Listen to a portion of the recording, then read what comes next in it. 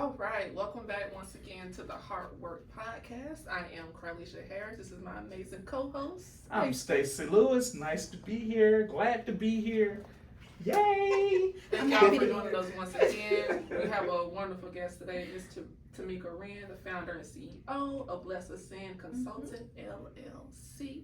So we're going to just dive a little deeper into where she got where she is now, how this consulting business even came to fruition, and what HR means to her, the whole kit caboodle. So, Stacy, you want to kick us off? Absolutely. So here's the thing. This is the platform for you. That's why we call it Heartworks, right? Okay. And what we want you to do is kind of tell us a little bit how, why, what it means to you, where you see it going, if it's not going. Just talk. You mean to like Heartworks or just the What organization? you do. I think What I let's start with HR. How did you even get into HR? What does it mean to you? How have you seen it evolve over the years? Oh, okay. Well, actually, I started off as working as a sales associate at Riches, which no longer exists anymore, and became a teller, and I was a branch manager, and we had a career fair, and there were not enough recruiters, and I went to an HBCU, Talladega College. I love my HBCU. But they always taught me when you go into corporate, make sure that you can explain your thought process. They helped to prepare me for the questioning that was going to come when you are in spaces and you are truly the first Black or maybe the only Black. So when they had so many people, since I had done recruiting and everything, and I'm thinking about my professor, Dr. Cleanscales, telling me that. I can hear her now. And so as I interview people, I just automatically put up a rating scale. I put why I gave person this or that. I automatically wrote down my questions, made sure I asked everybody the same question, even though I had been trained on it. So it was kind of like a God-given gift. So they went back and they interviewed everyone that I interviewed. And they were like, they came out with the same conclusion. Even with some of the people that I interviewed for a teller position, I was like, this person would be a good, we used to call them customer service reps, working on the platform, or a branch manager. They were aligned with everything. And then they asked me, said, how did you learn this? And I told them, just like I heard it in my head.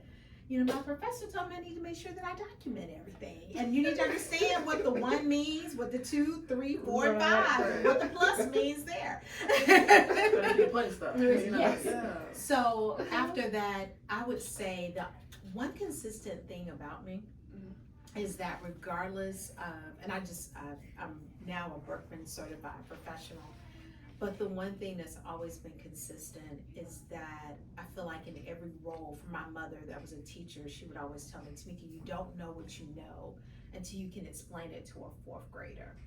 So I have always had teaching in me, making things simple, and saying, no, it's not that complicated. Hold on, we're gonna break this down. You're gonna get it, because look, you were born with 100% of your brain. Everything works. That means God created you to be able to learn. Now it's my responsibility to meet you where you are and to understand how you learn and then meet you there. Because even if I see a child that even has like a disability and they're having trouble, this child was struggling getting the words, but I just turned around and just said, you're gonna go da or moo. I said, do this with your lips, put your hand here, do that with your lips and mouth. And then she began to talk a little bit. But you just have to get excited too. Like when she started saying, I was like, yeah, you get it, get your lips moving, excited. The baby's looking at me like, okay, I'm processing this. But I think maybe I'm gonna work with it. Let me see if I really can do it. So I guess you could say that's how my heart works. So it's always been where I wanted people to know that they can live an abundant life. So it doesn't really matter what the title is. I come with the position, and that's just part of it. So I love that. Segue off of that. Remember when we worked with Emil and he talking about ikigai, and that's a Japanese proverb that translates to a reason to live. What do you think yours is? Because you seem to this has been ingrained in you since you were born. So what would you say yours is, but in like your words? You know, honestly, and I really just solidified with Berkman, I did not bring it with me, but it is arts, media. I've always been a writer. I even have some of the drawings I had as a child. My second strongest is there, because you can have as many as 10 points. So I have 3 that are my top 10s. And the second one is community service. And it's about helping people, whether it is in their vocation, their job, whether it's in their life or, you know, spirituality, that I want to help them there. Because I really believe that God is the God of abundance. A lot of times we limit him, we limit his ability, but we don't need to bring him down to the level of human experience, ours or anybody else. That's right. And the only way you can do that, you have to just take God at his word and just believe him and just believe his word and his faithfulness. And the last piece is just teaching. And I don't know how much of it was really for me, or maybe it was just for my mom. Because I just remember I just had my books. Well, I had my mother's books. And I set up my classroom. And then I would just talk to the books. And then all of a sudden I had to take the book to do a lesson. And that was like, darn, you really have to study. Like I end up teaching myself the lesson so I could teach my fake books. And my mother just chuckled. And I was like, gosh, I'm learning something trying to put together my lesson plan. You gotta know it first. What's gonna talk back? I don't know, but I was like, I got there. I was like, wait a minute, hold on a second. Let me just finish reading it to prepare. But you know what I'm catching on to, even with working with you for a little bit, I think that you're also really good at creating structure and creating systems around things. Yeah. When I first met you, I had everything in my head, and you're like, Carlisha, you need to like lay it out for me, so if anybody was in your position, they would know what to do. Yeah. So kudos to you for that as well. That's Thank awesome. you. Absolutely. So one of the things you said that I think is phenomenal, you talked about born with 100% of the brain power and also choosing not to limit God to our level of thinking or even our level of doing.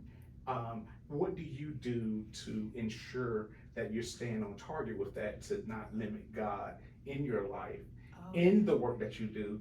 Because you mentioned community service also. No pressure, I mean, no pressure. He really is. Yeah. I mean, he's putting the pressure on. Come on, let's just be real about that. Don't be trying to be like, oh no, slide that in. I think one of the things that you do have to be mindful of is, what are you thinking about? You have a responsibility to guard your eyes, to guard your ears, so that it doesn't come out of your mouth, but most importantly, so that it doesn't get sold in your heart. So you have to really spend some time doing that. And I would say how the 50% came is because I was doing some work with kids. I can't even remember what school it was, but they were like, I can't do it. I said, hold on. There are people that have been born that with only 30% or 50% of their brain, and we're still able to teach them how to talk, how to speak, how to walk.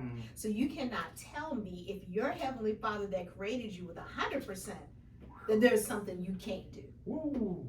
And I also too encourage that with teachers, because a lot of times it's the teacher's attitude towards the children that makes them not receptive. But I'm like, this child was born with everything they needed. And that's how I'm engaging with this child. That's how I engage with adults. So you have to be ever hopeful. And sometimes you gotta take off the lens that you have. And look, even in HR, sometimes I would be like, Lord, you knew this person before they were formed in their mother's womb. You said you created them with a good end, with an expected end. So right now, since you know them, help to give me the words to choose. Help me to meet them where they are, because you've been with them since before they were born. I'm just with them in this, this email that I just got. That's right. I said I hadn't been with them all the time, but I know this is your child. So help me to move in me. Don't take away my eyes. Help me. And you really do have to do that all day, every day. I think especially in these times, I have to be, I know God has given me the spirit of fear. I know that I still need to be cautious, but I don't want to sow a seed of rejection in someone.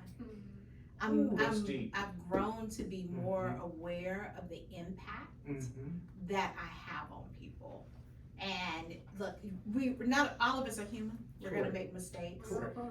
But you do have to, you want to keep your heart where you still care about how you're impacting someone. I love that. In fact, I love all of that. Because when you said that, I'm going to say this and I'm going to turn it back over to Miss Carlisha, of course, but I got to say this because you just brought up something. We will make a mistake, but I think what it is, we need to stop we don't try sometimes because we're like, well, I was going to mess up anyway. No. The goal isn't to make the mistake. The goal is to walk in the excellency that we've been called to. But when we do make a mistake, we have grace. Right? And I hear that in what you're saying. That being said, I'm coming right back to HR. Okay. How do you keep up with the trends and the changes of HR? Because we are in 2024 and it's like every day you turn the news on, you turn technology on, something happens, something's different, something's something. What you do have to look at is that companies have changed. So if you look at where we started, there was a time when you worked with a company or an organization, like I'll just use Alabama Power Company, for example. When it first started in the 1800s, all the employees lived near that plant. It was a family community, and there was a longevity there. You had a pension, you were vested. And then shortly over time, we have, we've lost the people perspective out of capitalism. And so what you see now is, I think what people don't understand, we were globally grieving the loss of so many lives with COVID-19. I mean, every day and it didn't just affect us. We as a globe we all grieved the loss from that pandemic. A shift happened for sure. And when you lose someone unexpectedly, there is a ripple effect that changes everybody's perspective. Because there has been a death. And with that, it takes time. So, all of a sudden, you're losing your caretaker for your kids. You lost your grandmother, your grandfather, your uncle, your friends down the street. And then it's all globally that we are sharing this. And so right now, with that, and with the death being so sudden and so intense. It's not a one-off right now. Correct. I mean, it was all over. That is what has caused people to say, wait a minute, life really is short. We could be walking around and all of a sudden we can't breathe the air safely. And then just think about the impact that we had, that if you were getting married, if you're having a child, you were doing it by yourself. Only one person could come. Correct. And then I realized too, the other piece that happened is that individuals that had maybe some mild anxiety with them being isolated, and then you're looking at news that some of it is fake and not true, and everybody has an opinion. We're not all fact checking. Look, I don't sometimes fact check. I'm being more cautious now. But when you look at all of that, and then if you're not guarding your eyes, if you're not guarding your ears, if you don't have a faith in God, if you don't, you have to have a relationship with Him personally, not church. That's right. It's not church. It's you It's you and God rocking it out together. It's you and the Holy Spirit rocking it out together so that you understand. It's you getting an understanding of the word. Then when these foundations shake, you can find some stability and know that, you know what, Father God, just like when he came in to destroy Sodom and that city, Sodom and Gomorrah. Thank you. Abraham said, well, look, what if there is just 5? He said, oh, there's 5. Then he said, just 3. He said, well, there's just 1. He said, if there is just 1, I will. So I know as long as I am here, I'm not just that 1. But if I was just that 1, my Heavenly Father is faithful, because he doesn't change not. And so I would say, when you think about how HR has changed, in a lot of cases, I always tell people, you do not need to be in HR if you're on a power trip. I have the ability to hire, to fire, to discipline. I'm making those decisions. You need to be balancing that out. This is not the time for you to be ego tripping. If you're ego tripping as a manager or anything else, no. I put the human back into it. Because you're holding people's careers and potentially livelihoods, which could trigger people in a negative way if they perceive you. Well, here's the thing about it. I feel like I don't hold it. So what I want to do is make sure that you're aware of the policy. Are you aware of the procedure? What has been communicated to you? So when I talk to you, because I don't have that power. I'm supposed to be there to enforce it. But if I see that there's a gap, then I would say, okay, let me look at, like, so for example, when I was doing compliance with the company, I realized there was this one policy everybody kept tripping up on, and we wanted to be very legalistic about it. But I said, hold on a second. One, it's written on like a collegiate, level of comprehension. Yes. So I'm a licensed attorney. I'll get out, I'll diagram, and I'll read it, I'll break it down. I said, this is too complex. We need to simplify it, because something has to be off with our policy, not with our employees, if we have this many people getting tripped up on it. I said I was okay with the first one, but we've got, and we're getting more questions.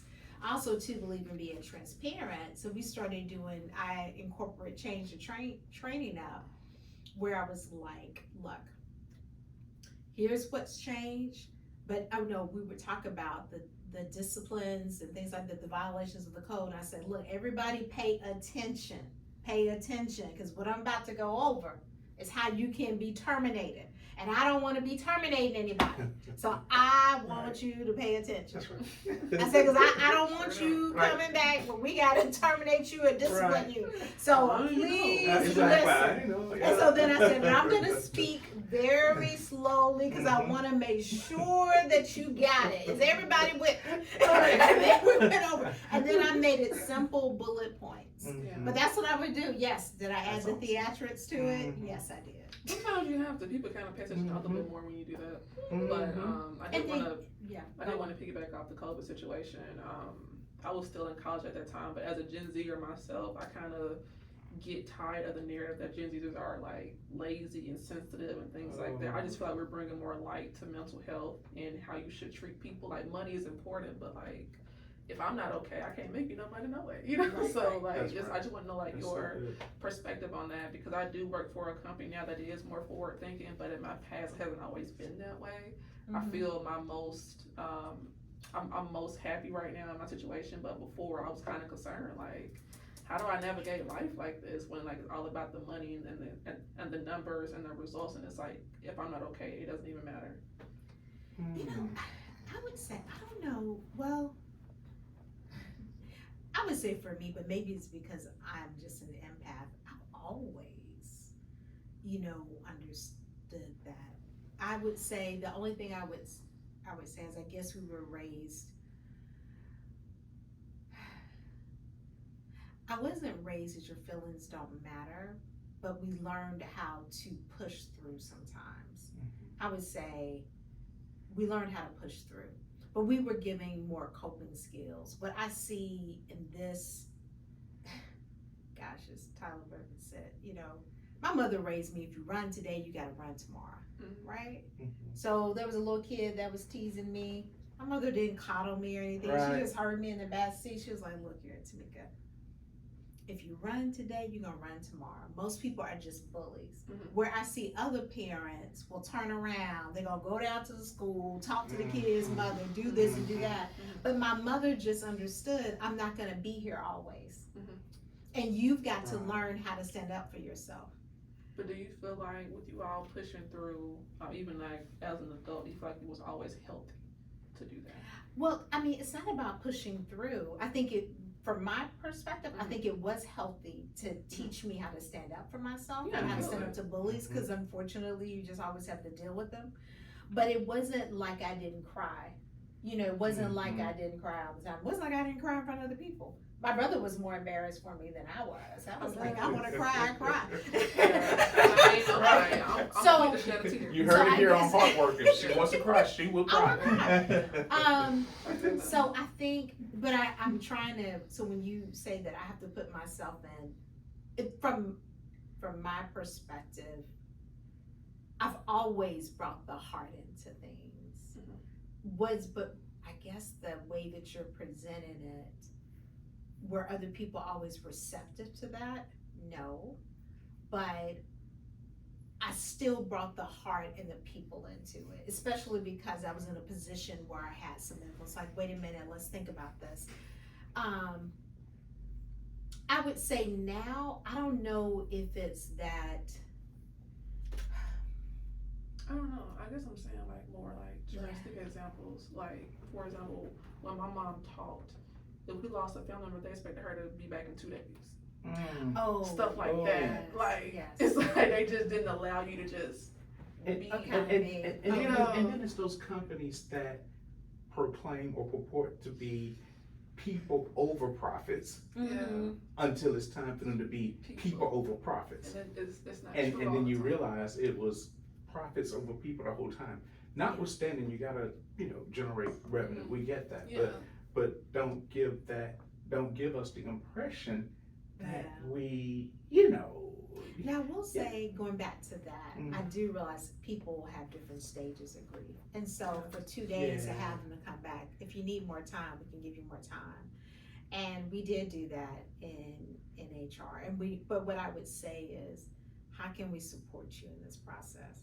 So I want to offer some, not only the resources that we have here, but I always made sure that I was aware of the resources within the community, so I can connect you with them as well. You do have to kind of have those tough conversations too.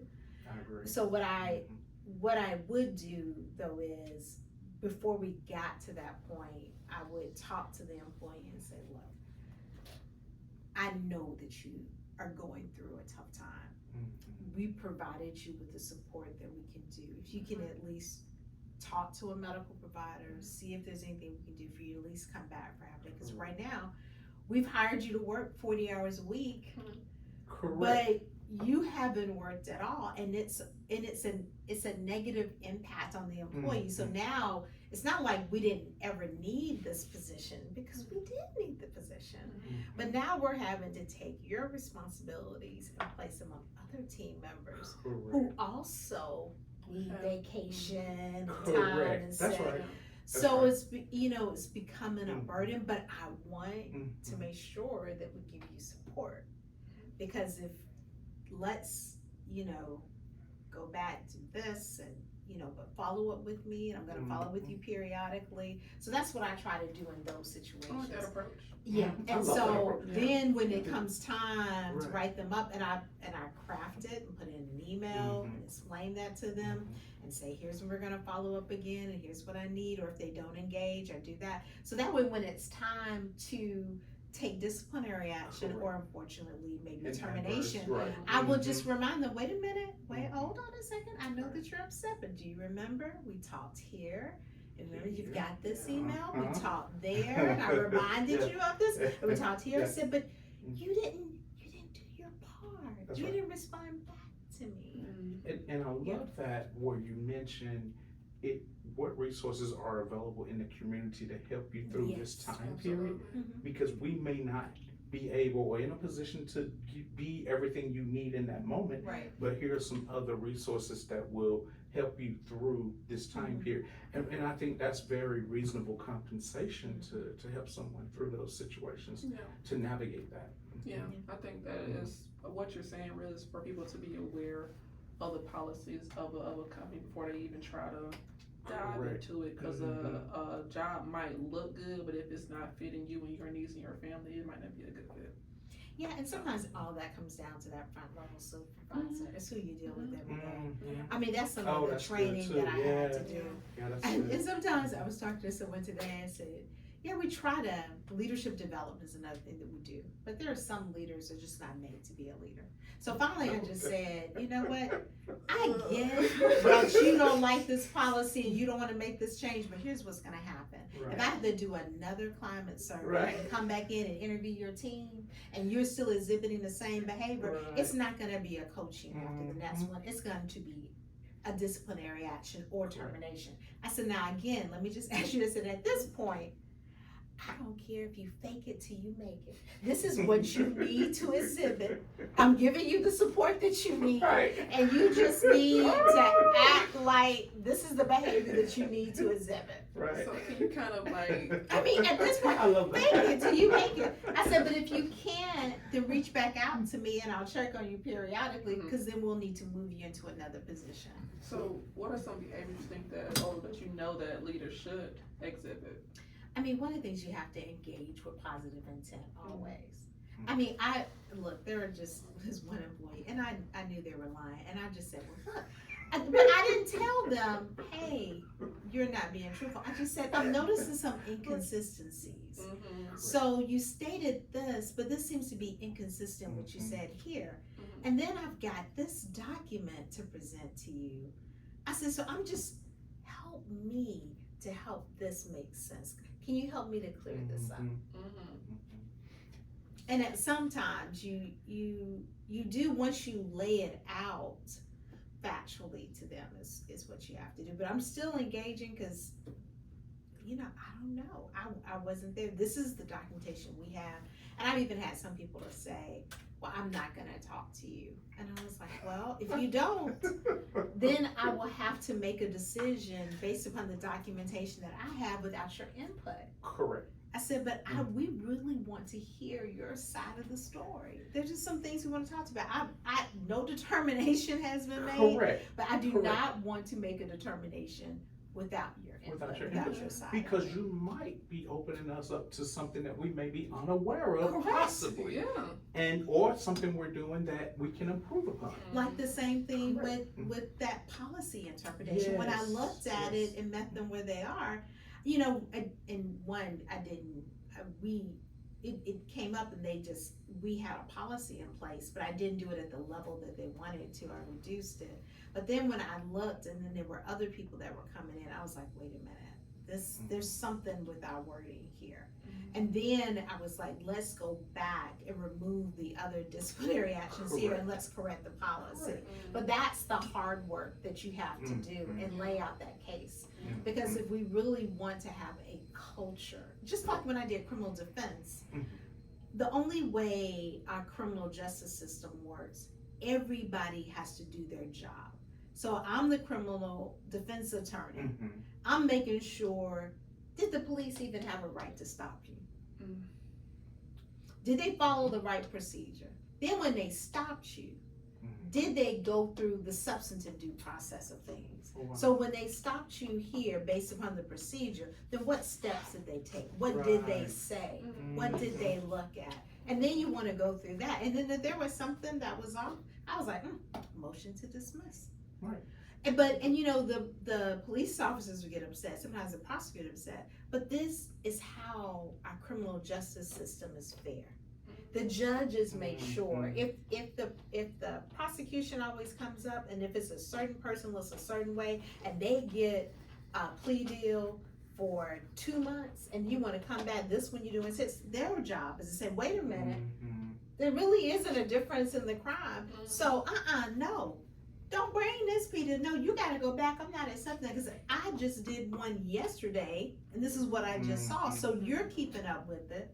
The attorneys are keeping up with it, and that's how we have the checks and balances. Because the moment that we start to change the process, that's what gives the appearance of unfairness. And that's where we mess up. We don't articulate legitimate business reasons for doing a change. That's good. I love that transparency. When you spoke of that, yes. Now we have to keep all our investigations confidential, to be honest with you, but sometimes, and we do have a policy against retaliation. Look, I'm sorry, I'm going all through my recitals now.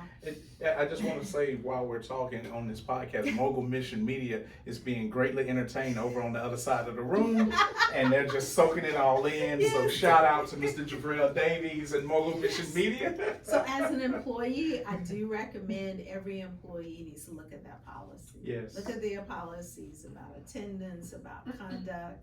If you do end up making a misstep, then you can just immediately apologize, work to make it right. Because we're all human beings. Right. And I would say, you were talking about it earlier, you may make one mistake, but there are certain things I struggle with, like it took me 15 years to get down some pounds. But and sometimes I was engaging in the behavior that I was, and other times I went back to the rest. So just realize too, it is hard sometimes to make that change. So if you remember in the word it says, look, how many times do I have to forgive this person? Right. He said 70 times 70. There is no limit to it. And that's so we have to do that as well. And it just is that delicate balance. I would say, but in terms of with leaders engaging with not having an ego trip, really being there to help and support the employee, allowing that employee to be their true self, understanding everybody learns differently, try to figure out what those needs are and how you can help them to be successful. And then if you don't have that heart, then work with God to get it, do something, do a resource, because you do have a lot of power influence in the workplace, and how hard work also too shows up. There was one case where an employee did something in the workplace, the manager responded back, the manager and employee are going at it. So then the executive was like, well, I want the employee terminated. I said, no. I said, because the manager, I get that she's triggered, but in the workplace, we didn't say you're gonna like everybody. She has there's a higher responsibility on that manager to keep the workplace intact.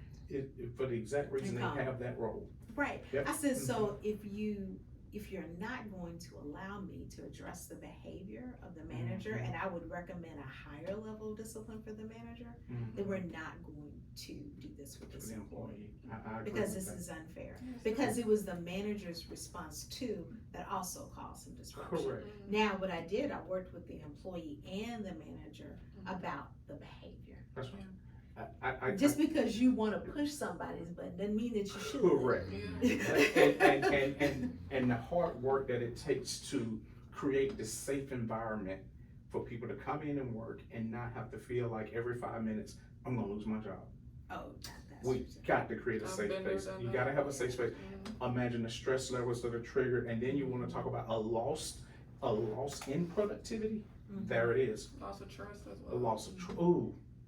But I think it's important as an employee, if you're going into a workplace and you and your manager are at conflicts when you're walking on eggshells, that's not the place for you. So then you've got to work and you've got to start getting ready to leave. Do what you can, but sometimes it's just not going to work. Sometimes you just can't fix it. And I just try to help with having those conversations and what the impact is.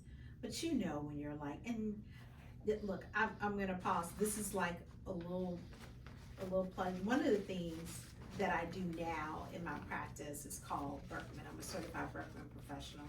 And one of the things that it does, and it was a revelation to me, it helps you to understand a little bit about what your usual behavior is, what your needs, what is unseen, is. It's invisible to others, but and then what your stress behavior is. Okay. And it was an aha moment to me to realize that my needs are different than my behavior. So I'm very outgoing. So you would think I always like to be around a lot of people and everything else. But what I found is I need time. This is what my needs show based upon this assessment. Wow. That I need time to think. Yeah. That I need time by myself Yes. to recharge. But here I am. I mean, I'm at the 99 of extrovert. If there's 100, I bet they never don't give you 100, but I'm at 99. Right. But then I also too am at 99 for needing the time Yes. to recharge. Yes. And that's Oh, yeah. how, and one of the things that as you go through this assessment and part of the coaching is to help you to be able to communicate that. And there are just a lot of aha moments I love that. about how to, Mhm. about like, yes. So it just helps you to really, it's a great tool to help you understand your interests, Mhm. your passion, your best things. There's a career exploration to it, which that's how I learned. Like, and I did this back in 2000. I don't think I took it, but when I just recently got certified, I didn't take it that seriously. But here I was like, gosh, if I would have done this, I don't know if I would have gone to law school. Yeah. Because I didn't go to law school in 2002, but I would probably be a counselor. But then when I think about it, or a teacher, but in every role that I've had, regardless of what industry, regardless of the title, like a symphony, that's been true. Wow. Whatever the main instrument, whether it is the drum, I love the drum. Oh God, I love drum. And I love the Thelonious Monk with the piano. I love my saxophonist. The flute. Yes, Right. I just love it. And it just all comes together. It's like jazz. Somebody just start off beating the table. Right. Impromptu rap. Yes. Yes. Because I used to do that back at Talladega. We started with the beat. I'll be rapping a little bit. Because I grew up with Run DMC. I sure did. That's right. Yes, I Oh, my did. goodness. Again, we're getting all the goods on this podcast here. Because I'd be down in the basement over there. Yes, I used to rap. We'd be freestyling. That was back in the day. What are you talking about? That's my generation. That's what we did. That's what we did. I want to tell you that one thing you said, that is so true. I am probably one of the biggest people person you'll meet on this planet. But when I go home, I am home. All right? So, I mean, you talked about recharging.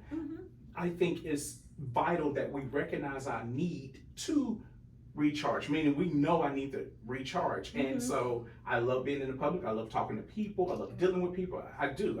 It just comes natural. Yes. But when I go home, it's like I want to recharge. And I was joking with Mr. Davies about how earlier I was at home and I turned on the TV and I was just wrapped up into a program. It's a weekly TV series that comes on reruns, and I know every episode what they're gonna say, and I'm just like, yeah, this is great, right? This is my way of recharging in a very small way, and so I understand that. And going through that assessment seems like it was a game changer, even if you're honest when you're going through it, though, right? Yeah. You have to be honest. You gotta be honest. Gotta with be yourself. honest. I think over the years, just learning myself more, I've done that, but I would love to take that test when I just like dive deeper. But I would consider myself an ambivert. I'm 50-50. Right. And some days I don't want to talk. Gotcha. And nothing wrong with me. I don't want to talk. Yeah. Don't call me. Don't text me. I will get back to you tomorrow. That's cool. I'm not upset. I don't know. I just have to just. That's so interesting to me because like I like I said, I'm just always on when I'm public. Yeah. But I guess in a way maybe I'm that when I'm home. Probably just kind of, you know. Well, no, you need it. What I realized is, and this was the aha moment for me, when that need isn't met and I'm pushing and piling on, then what the assessment told me is, and it was right, but it just said, when the needs are met, your stress behavior is fatigue. You can't make a decision. I think when Carlisha and I was working, she called me some periods where I was stressed out. I was like, I can't make a decision. I'm fatigued. And then, but you're still carrying it when you're at home. Yeah. So then you're not getting a peaceful rest because it's still here in your head about things that you need. And so I think what we see is, we see people that are under their needs have persistently not been met, whether they're financial need, whether they're emotional needs, where it's support needs, where it's physical needs. And then they're constantly carrying that. So then we are seeing the result of that stress behavior from the needs that they had in their life, spiritually, financially. Financial stress is really, really big. Living a hand-to-mouth existence. Every day you're trying to think about, how am I going to get food on the table for me and for my babies? Where are we sleeping tonight? So then when we engage with them, they're in stress. That affects you in the workplace. I mean, look, I was like, I'll just use this. Let's suppose this is a little thing of honey. I know it's a phone. But anyway, I would just tell you, I went and I bought the same honey. Well, all of a sudden, the honey that I bought that was this size, it used to be $4.99, $3.99. I go back. Not only have they made it smaller, but they went up $2 on the price. I'm like, say it ain't so. This is not right. Now, I wouldn't know that if I wasn't buying the same honey. I said, what happened? So, yeah. And so you've got that, and then you go to work. So we are, and I think a lot of it has to do with the TV, with all the TikTok. So I had to realize too, sometimes I was like, wait a minute, my blood pressure's going up. I'm having to think too hard. I'm not laughing. I like watching reruns of the Cosby Show. I'm sorry. It is hilarious. There's just some of them that just, I'm cracking up, even though I know it. Yeah. Sanford and Son. I'm going to say real childish, but I like watching Between the Lines. I watched that as a child, and it's just so soothing. I haven't seen that. It teaches you how to read, but all the puppets and stuff is so low stress. It's just just put that on I the think TV. everything we're describing is extreme low stress, and it doesn't require much thought from us because it helps us sort of take me to a different place, if you will. Yeah, I get that. Fun. I'm not like, oh gosh, I don't want to catch the guy. Like I can't do all of the Law and Orders. I can't Breathe do hard and stuff. What happened? Law and Order and Criminal Minds will have you stressed out, and you're like, I was okay before I sat on the sofa, right? You gotta pay attention, like, oh gosh, that's so unfair. What's happening? So I would say that helps, and so you have to. That's where you have to be really in tune to the emotions that it's evoking, and if you still need to follow it, if you still need to watch it, because it does affect you. Not that you're not going to be involved in events, but you do have to try to manage it. It's kind of like what's going on now here in Birmingham. We've got all the crime, but what support? We need to offer more support to the young mothers and to the fathers when a child is coming. We overlook the need that men have. Men have true emotions. They feel, they hurt. When you get them comfortable, yes, they will cry. And I think since I'm so with my feelings, sometimes it makes them more comfortable. Because I'm like, I'm not getting excited when you cry, because I'm gonna cry. So we're gonna be good. But they need support, and we need to be helping them, and we need to help the younger grandmothers too. So I think if we provided them with more of the mental support and with understanding, not coming in saying, well, you need to get your child down. Let's help to understand. I would say that's the last thing about this with children. When I did criminal defense, there were a lot of people that were on these high-powered drugs, but they permanently damage your brain.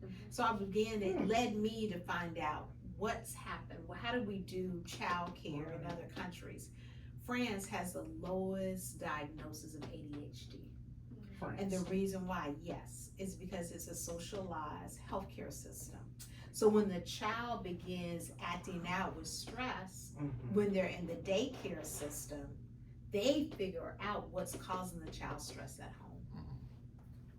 And so then they'll make a determination is it just support that we need to give to the parents? Do we need to do a home visit? But a lot of time it's because the parent is so overwhelmed with the baby that it's chaotic and everything is unstructured. So they work with the parent to add the structure so the child will be at ease. Because when mommy's stressed, the baby's gonna be stressed. That's right. When daddy's stressed, everybody else is gonna be stressed. And then I did another deeper dive to find out that when we began to create these drugs, it was never meant to be on automatic. You were supposed to go and talk to a therapist and a psychologist to work to help you to get off of them. So we've made the drugs more powerful and they're automatic. And it does permanent brain damage. So, and this, especially since they've been on as a child, because I remember I was talking to this one individual I was representing, I said, this is like a powerful drug. I said, how long have you been on this? Do you go to the doctor? Do you this? And I was just like, oh my goodness. Wow. And the drugs that we have now, it ain't Bob Marley's weed. It's not Coltrane's cocaine. It's not Miles Davis. It's not Ray Charles heroin. It's not. It is not. It is so high powered. And then if you get one bad dose, it can be permanent. That's what people don't understand. That's very true. I mean, but instead of focusing on criminalization of that, let's talk to the person that started. Tell me what was going on. Tell me about your first time. Tell me, walk me back through what you were facing and what was going on. And you had no other support. I want to know how you chose, what made you take the first hit. I'm interested in finding out how this began. And now let's begin to go back to that decision and let's start trying to work through and make some different choices. And I got that from my mother. Because my mother would sometimes, I was Skittles, my brother and my mother are very logical. And my mother would just be like, Tameka, I don't know how you made that decision. You need to walk me through your thought process. I'm trying to understand how you made this decision. And so then as I walked her through it, she would have me to pause at different points and say, so why did you make that decision there? I've given you this guidance. It takes a lot of work to be a parent, so it's not for the faint of heart, and you do need support. But that's why I'm just interested into what was going on. Let's deal with that hurt. I love that. Yeah, that's really good. And then to help you to get through it. And then going through that reflection period and really diving deep into the decision making part of it. Like, why? I love that. And you know, and one of my friends, and I'm not going to go any further, had a really bad temper. And so as I began, and there was a negative consequence, but as I began to talk with him about it, I found out it all stemmed from him losing 3 key people in a short period of time early in his life, and no one told him about it. So then anytime that somebody would leave, it would just trigger that unresolved hurt. And so even though I'm not a counselor, I just helped him to work through this. And this was when I was back in college. And it's just innate in me through college and that, but helping him to get through it. Now extremely successful, doing well, happy married. But you know, and I helped another good friend of mine from college to get through that. And that just takes listening and caring and saying and acknowledging that hurt, letting you get out and say, okay, well, yes, this happened. No, that wasn't fair. But God still wants you to have a healthy life. He's, you know, Shadrach, Meshach, and Abednego, they were all in the fiery furnace. But it also said that when they came out, they did not even smell of smoke. So it is your Heavenly Father's desire that, yes, you're going to be in a hurtful, fearful thing, but I don't want you to come out with the smell of smoke. I said, so there's a way that you can be whole and you can get rid of that smell of smoke. But it has to be with somebody that cares and that listens and can support you through that. Wow. I think this is a good segue. That's, to yes. definitely Go for it, this yes. guy, we ask everybody Yes. to define how you spoke from your heart this entire interview. It's been a pleasure to hear you speak and to hear God speak through you. But how would you define hard work, Tameka? I would say it would probably just be hard work. I would say it's thinking about the impact of people in all your decisions, taking time and pausing, and then making sure as part of that, you give yourself grace. I think and to be mindful, just to think about what you're thinking about. And then, something else that I do too, and ask for help. Ask for help. Don't be afraid to ask for help. You can ask for God, but look, there was a point when I was really emotional, but I made a promise to myself. I was like, okay, God, if you and I can't work, I'm also go to the natural too. There's nothing wrong with talking to a therapist. Nothing wrong with talking to somebody else. Right. So make sure you get the help that you need. That's right. Don't just try to do it all on your own. Let the ego go. But the hard work, the reason why you're going to do that heart work is because you care about the people that you interact with. You care about your impact on the cashier. You care about the person you see that you have in the parking space. You care about that. And so that will, if we begin to do that as a society, that's how we'll do the hard work. That's so awesome. I've never heard the definition before. That was so beautiful. That's all awesome. Wow. Tameka, we definitely thank you for your time today. Absolutely. Oh, this has been good. I've laughed. Y'all cracked me up. This was phenomenal. I think we can actually end our whole season on this episode. This was incredible. Thank you so much for taking time out of your busy schedule to share with us, because this content, I believe, will help someone else make it through, because you talked about, as we're closing, I'll say this, I will tell you, we need Jesus and we need therapy, we need prayer, and we need people. Yeah. We have to have that. Yes. I am, man, you just said, oh, that's so awesome. You said a mouthful. A mouthful. I'm excited to watch it back. I know, right? Take some notes next I time. know. This was incredible. Thank you so much for being part of this. Thank you. I enjoyed it. This was awesome. I had no idea what I was going to say either. So that's why I was like, gosh, I'm not prepared. I'm just going to get up here and talk. No, you were natural. No, this is perfect. This was so perfect. Thank you. You're We welcome. thank y'all for tuning in online. Yeah. Make sure to like, subscribe, and share. That's right. And we'll see you all next time. All right. Bye.